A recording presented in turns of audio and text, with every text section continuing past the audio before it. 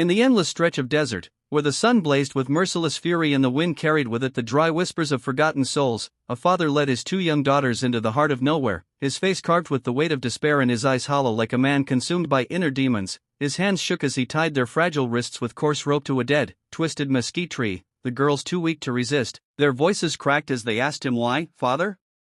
Why do you do this?" But he turned his face away, unable to meet their gaze, for the cruelty he was committing was not born from hatred but from his own fractured spirit, one poisoned by poverty, grief, and hopelessness that had eaten him alive like a disease, convincing him that death in the desert was a quieter mercy than the suffering of hunger and shame in the village.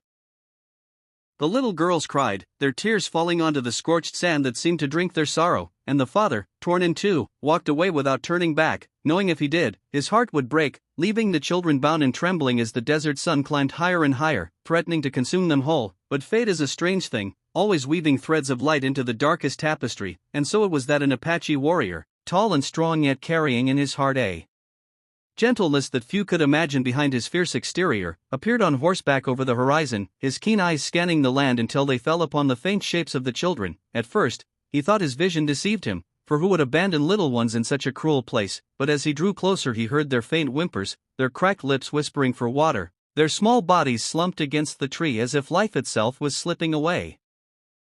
Without hesitation he leapt from his horse, the sand swirling around his moccasins as he rushed forward, cutting the rough ropes with his blade and cradling the girls in his strong arms, whispering words of comfort in his native tongue though they did not understand, yet the tone carried warmth that transcended language. He gave them water from his flask, drops of life that revived their spirits little by little, and as they looked into his eyes, they saw not a stranger but a protector, someone who had arrived at the very moment hope had seemed lost. And so began a journey that would transform not only the lives of the girls but the soul of the Apache himself.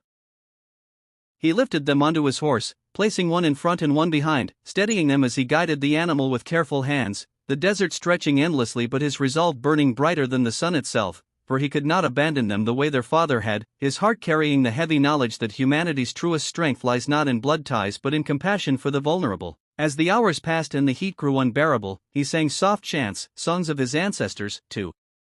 distract them from their pain, and though the girls did not know the words, the rhythm soothed their weary spirits, reminding them that kindness can be as healing as water in a barren land. At dusk, when the horizon bled with the colors of fire and shadow, he reached his people's camp, where women rushed forth, shocked by the sight of 2 half-dead children clinging to life, and though the tribe had little, they gave generously,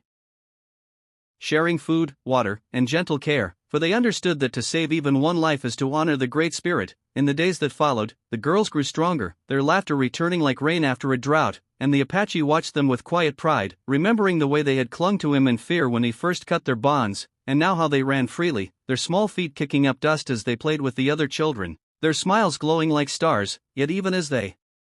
thrived, a question haunted him. What kind of man had left them to such a fate, and did he deserve forgiveness, or only condemnation? The girls, too, would sometimes fall silent and whisper about their father, torn between love and betrayal, for a child's heart clings stubbornly to affection even when it is wounded. One evening, as the fire crackled and the sky spread its blanket of endless stars, the elder of the two spoke softly to the Apache, asking him if their father would ever return, and in that moment he knelt before them, his voice low but firm, telling them that sometimes people lose their way, blinded by sorrow, but that does not mean they cannot find light again. And though he could not promise that their father would come back, he promised that they would never be alone as long as he lived. For he had chosen them as his own, and choice, he said, is often stronger than destiny. Tears welled in their eyes as they hugged him tightly, their tiny arms around his neck, and for the first time since their abandonment, they felt not the sting of rejection but the warmth of belonging, a bond forged not by blood but by love freely given. Weeks turned into months, and the story of the Apache who saved 2 forsaken girls spread across villages and towns, carried on the lips of travelers and whispered like legend. And when at last the broken father, consumed by guilt and unable to silence the cries of his daughters in his memory, stumbled into the desert again to end his own life, it was fate that guided his weary steps toward the Apache camp, where he saw, with eyes wide in disbelief, his children alive, healthy, and happy, their laughter carrying in the wind like music. He fell to his knees, sobbing, ashamed and astonished, but the girls, instead of turning away, ran to him, for though his actions had nearly destroyed them, their hearts had not forgotten the bond of blood, and in their innocence they offered him forgiveness, something he could not give himself. And as the Apache watched this reunion, He felt a profound truth rise within him, that love is not diminished by pain but can be made stronger through it.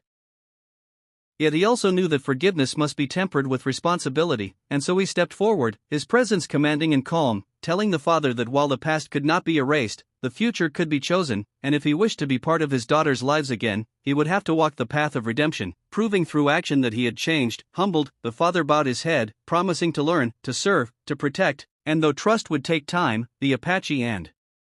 his tribe embraced the possibility of healing, teaching the man that community and compassion could rebuild what despair had shattered. As the seasons turned and the desert blossomed briefly with wildflowers after rare rains, the family's wounds began to mend, and the girls grew in strength and spirit, carrying within them the lesson that even in the harshest places, when humanity seems lost, kindness can appear like an oasis, transforming despair into hope.